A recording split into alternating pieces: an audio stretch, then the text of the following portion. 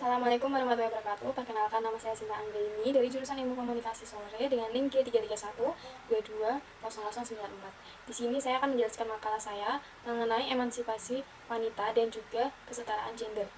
Islam adalah agama universal yang mengutamakan kesejahteraan dan keadilan dan persamaan dalam setiap aspek. Salah satu isu bidang pendidikan agama Islam yaitu emansipasi wanita dan kesetaraan gender. Banyak menimbulkan kritik mengenai ajaran agama Islam yang tidak memberikan ruang kepada perempuan dan dianggap terlalu berpihak kepada laki-laki.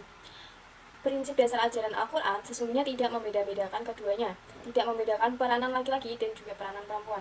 Keduanya sama-sama derajatnya dan setara. Yang membedakan keduanya adalah takwa mereka kepada Allah Subhanahu wa Ta'ala. Definisi dari emansipasi wanita. Emansipasi wanita diartikan sebagai suatu usaha untuk menuntut persamaan hak kaum perempuan terhadap kaum laki-laki dari segala hal yang membatasi mereka untuk berkembang maju dalam segala aspek kehidupan. Dalam Islam adalah agama universal yang mengutamakan kesejahteraan, keadilan, dan persamaan dalam setiap aspek. Salah satu isu pada bidang pendidikan agama Islam yaitu emansipasi wanita dan kesetaraan gender. Banyak sekali menimbulkan kritik mengenai ajaran agama Islam yang tidak memberikan ruang dan dianggap terlalu berpihak kepada kaum laki-laki. Prinsip dasar pada ajaran Al-Quran sesungguhnya tidak membeda-bedakan peranan laki-laki dan juga peranan perempuan. Keduanya sama-sama derajatnya, dan keduanya yaitu bagaimana takwa mereka terhadap Allah Subhanahu wa Ta'ala. Jadi, takwa yang dimaksud yaitu bagaimana mereka menjalankan apa yang diperintahkan kepada Allah Subhanahu wa Ta'ala dan menghindari apa yang dilarang Allah Subhanahu wa Ta'ala. Definisi dari emansipasi wanita sendiri yaitu diartikan sebagai suatu bentuk usaha untuk mencapai persamaan hak antara kaum perempuan dengan kaum laki-laki dari segala aspek, dari segala hal yang membatasi mereka untuk berkembang maju dalam mencari pekerjaan, dalam bidang sosial, dan dalam segala aspek kehidupan. Tujuan dari emansipasi wanita sendiri untuk mencapai keadilan antara kaum laki-laki dan juga kaum perempuan, sehingga perempuan dapat berproses menjadi lebih maju dan kaum perempuan dapat menentukan nasib atas dirinya sendiri dan juga dapat membuat keputusan atas dirinya sendiri. Menurut perspektif Islam, tidak ada istilah emansipasi karena agama Islam memandang kaum laki-laki dan kaum perempuan memiliki kedudukan yang sama dan juga setara, dan yang membedakan keduanya bagaimana mereka bertakwa beriman kepada Allah Subhanahu wa Ta'ala. Al-Quran juga membedakan fungsi kaum laki-laki dan juga perempuan agar mereka saling tolong-menolong dan menyempurnakan demi menjaga keharmonisan kehidupan. Di dalam Al-Quran memandang adil keduanya antara kaum laki-laki dan perempuan. Rasulullah SAW bersabda, Ana almar'ata sakaiku al-rijali, yaitu yang artinya wanita itu saudara laki-laki. Disimpulkan bahwa wanita memiliki hak yang sama namun sesuai dengan derajatnya seorang wanita muslimah.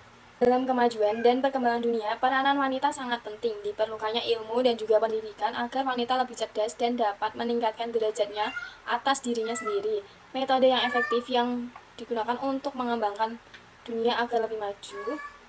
Metode yang efektif digunakan dengan membangun kesadaran atas pentingnya pendidikan dalam diri sendiri. Dalam konteks sejarah, contoh perempuan yang mengembangkan pendidikannya yaitu istri Nabi Muhammad SAW, yaitu Siti Aisyah radhiyallahu anha. Yang kecerdasannya dan juga jasanya dalam meriwayatkan hadis. Pendidikan pesantren, pendidikan sosial penting untuk memperkuat kepribadian seseorang dan mengangkat derajatnya untuk diri sendiri dalam segala aspek bidang. Kemudian kita membahas tentang larangan perilaku diskriminasi terhadap kaum wanita. Dilihat dari segi manapun, sikap diskriminasi ini tidak bisa dibenarkan sama sekali.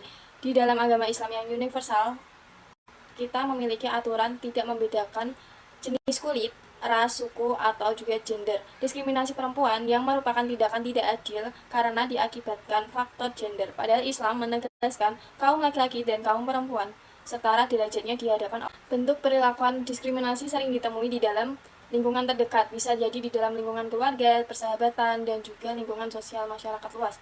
Contoh diskriminasi yaitu ada kekerasan melalui fisik maupun non-fisik. Contoh kekerasannya berupa KDRT atau pertengkaran di dalam rumah tangga. Juga ada pemukulan, penyiksaan, bahkan pelecehan seksual, sehingga menyebabkan perasaan tertekan dan juga tersiksa kepada korban diskriminasi tersebut.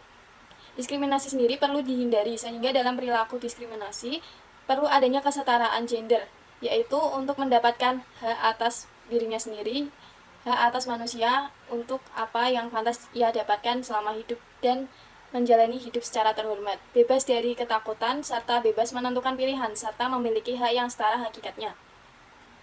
Seperti yang dijelaskan pada surat Al-Hujurat ayat 13, Ya ayyuhan nasu inna khalaqnakum min dzakarin wa unsa wa ja'alnakum syu'uban wa qabaila lita'arafu inna akramakum indallahi atqakum innallaha alimun khabir.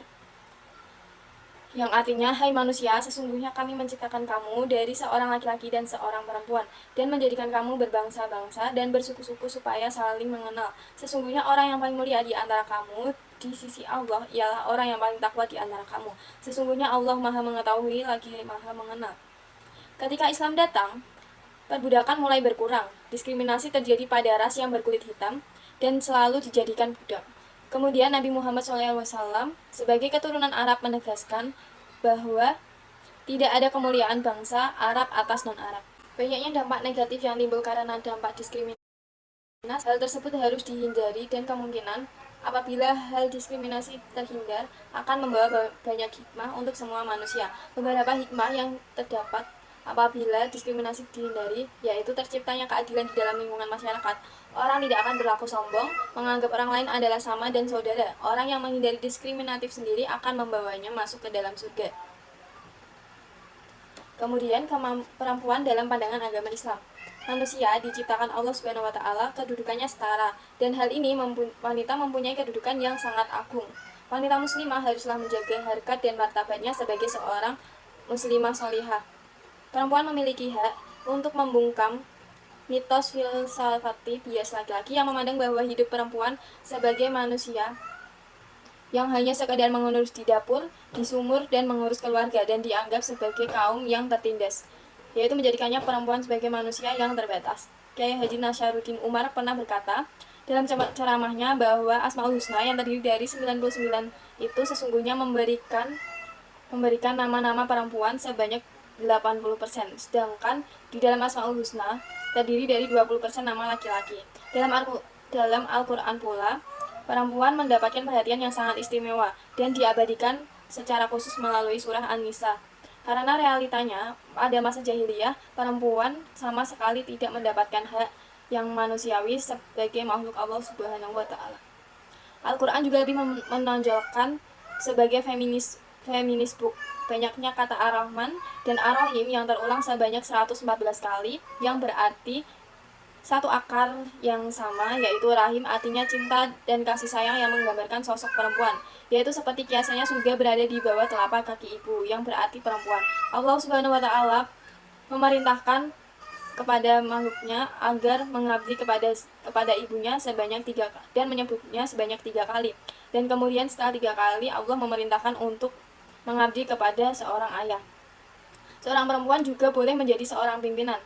Salah satunya contoh pimpinan perempuan yang begitu hebat, Allah menyebutkan contohnya sebagai Ratu Bilqis sebagai contoh bahwa adanya perempuan hebat yang bisa menjadi pemimpin.